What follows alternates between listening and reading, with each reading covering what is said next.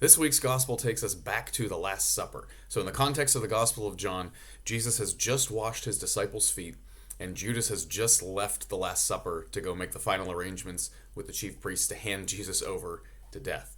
And Jesus is talking about the glorification of God and the Son of Man being glorified. This moment, this is set in motion. There's no going back. Here's what's going to happen.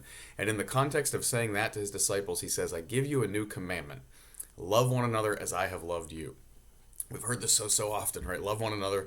Love is the greatest commandment. Love summarizes the law, all this sort of stuff. What is love? And specifically, what type of love is Jesus calling us to? He says, love one another as I have loved you. And he just gave us the example of that right before in washing his disciples' feet. This disgusting, dirty job they didn't understand. One of the last things he does for Judas before he betrays Jesus is washes his feet. And so loving in the way that Jesus loved means loving those who don't deserve it, and when they don't deserve it.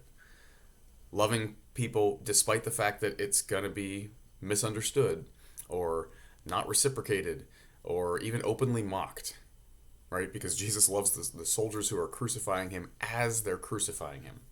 So in our own lives, what does this look like? Love is difficult. Love is hard.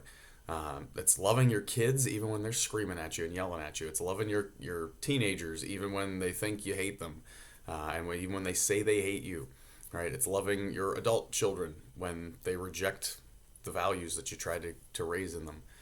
It's loving your coworkers even when you disagree with their lifestyle. It's loving your neighbors even when you can't stand them, right? Loving is willing the good of the beloved, being willing to do something about it, even when they don't deserve it, even when they reject it, even if they misunderstand it. This is hard stuff.